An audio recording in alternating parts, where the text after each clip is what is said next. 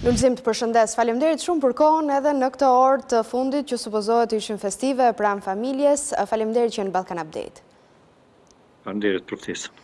Në fakt, në të gjithë këtë tërsinë e vitit të ngarkuar, kryesisht elektoral për Kosovën, problematika tjera, diku edhe lajmet mira që uroj të jenë të shumta në 2026 për si andej kufirit, po edhe për Shqipërinë. Sot ka një tjetër problematik që në fakt është paralajmëruar nga autoritetet, ajo që lidhet me ndërprerjet, me furnizimin e energjisë elektrike, madje edhe në kryeqytet, po shikoj edhe miqtë e mi nga Prishtina, një pjesë e tyre tregonin se në ambientet e tyre ku ishin mbledhur për të kaluar festat e fundvitit, këto orë të ndrimit të motave, kishte probleme. Çfarë po ndodh? Pse është e pamundur që këto ditë të paktën të kalojnë normalisht?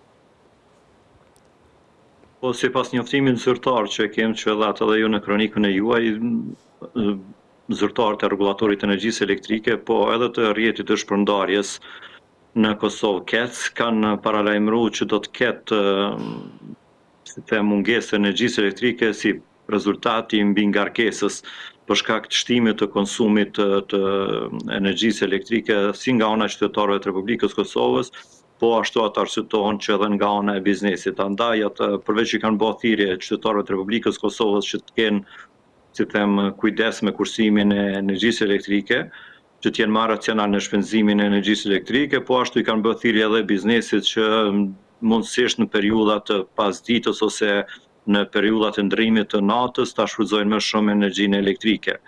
Kjo për ne shpreh një shqetësim si për qytetarët e Republikës Kosovës, si jemi në 2025, derisa ne kemi thënë që çështja e energjisë elektrike i takon, problemet me energji elektrike i takojnë të së kalurës, kurse ne shohim që prapë po ballafaqohemi si qytetar, po dhe si biznese, po ashtu jemi të shqetësuar për shkak se nuk po kemi mundësi që sasinë të cilën e kemi të kontraktuar të mallit ta prodhojmë dhe ta distribuojmë te blerësi në afatin e paracaktuar me blerësin, si rezultati mungesës së energjisë elektrike, dhe kjo po shkakton vonesa të mëdha, po shkakton kosto të shtesë për biznesin.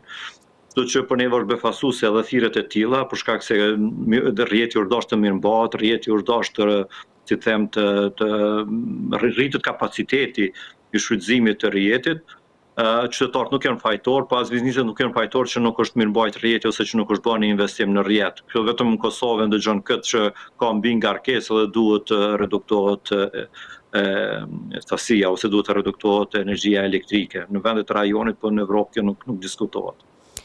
Lulzim, ju e dini më mirë se sa unë, po në rrafsh ekonomik në Kosovë, kryefjalë kanë qenë çështje të sanksioneve, po ndër të tjera një nga debatet më të forta ka qenë edhe ajo e tregut të hapur, të lirë të energjisë elektrike. Ju keni një qëndrim për këtë apo jo? Po pikërisht kemi ardhur te ajo pika tani ku ne kemi paralajmëruar që është në muajin qershor kur na është urdhëruar që dalim në tregun e hapur, që nuk janë përgatitur së pari. Tregu nuk është përgatitur infrastruktura ligjore dhe konkurrenca. Këto kanë qenë tri elementet dhe pikërisht për këtë arsye ne kemi kërkuar një fazë të tranzicionit dhe ja ku erdhëm. Erdhëm se çmimi u trefishu, erdhëm që rrjeti ose nuk është furnizues, konkurrenca nuk është e rregulluar dhe Gjykata Supreme po ashtu aprovoi padinë e odës ekonomike të Kosovës në emër të 1300 bizneseve, ku konstatoi që nuk është përgatitur edhe infrastruktura ligjore që të dilet në tregun e hapur dhe i ka pezulluar të gjitha dispozitat me të cilat ka qenë e thirrur nga ana zyrtare për të kaluar në tregun e hapur. Tani, përkundër që faturat janë shumë të larta, ne ballafaqohemi tani me mungesë të energjisë elektrike në pikën e saj, domethënë në muajin dhjetor, janar, po njëjtë kena mu ballafaquar edhe në muajin shkurt. Historikisht, Kosova gjatë muajve dhjetor, janar, shkurt, po dhe marsin, çmimi i energjisë elektrike ka shkuar më lart, jo vetëm në Kosovë, po edhe në bursat kusht ble nga kompanitë tona që kanë distribuar energjinë elektrike, po ashtu edhe konsumi rritet që shumë e natyrshme për shkak se qytetarët e Republikës Kosovës, shumica prej tyre tani ngrohen përmes energjisë elektrike. Së fundmi, ju e njihni shumë mirë sektorin e ekonomisë, cilat janë sfidat ekonomike që e presin Kosovën në 2026? Ka shumë sfida, si sfidat të brendshme dhe të jashtme. Sfidat e brendshme janë vazhdon çështja e energjisë elektrike, pra për shkak se bizneset janë duke performuar tani edhe me humbje, duke i paguar faturat e energjisë elektrike 2-3 fish më të larta. Kjo do të fillon mu stabilizu ndoshta gjatë muajve prill-maj, kur do të bie çmimi i energjisë elektrike. Sfida tjetër do të jetë paga minimale e cila është rritur dhe do të hyjë në fuqi prej 1 janarit nga qeveria në detyrë, po siç po shifet tani edhe sipas votave që i ka marrë do të vazhdojë kjo qeveri. Po ashtu sfida tjetër do të jetë edhe çështja e tatimit në pronë, ku faturat do të dyfishohen, trefishohen, ma mirë themi, nëse nuk pezullohet me ligjin e buxhetit i cili pritet që në muajin janar të kalojë në qeveri dhe në Kuvendin e Republikës së Kosovës.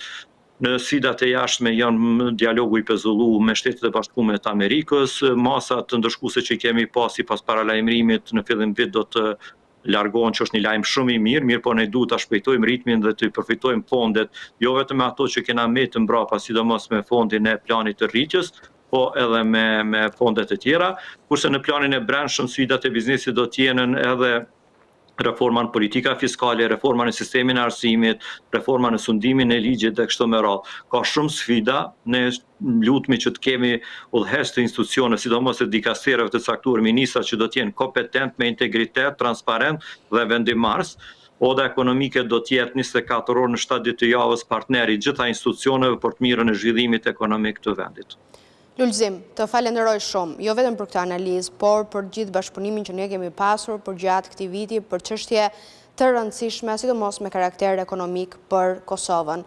Të falenderoj, të uroj gëzuar festat dhe uroj, sikur se thash edhe në fillim bisedës, që ky të jetë një vit i mbar si andej, po edhe këtej kufirit. Përshëndes. Përshëndes shumë.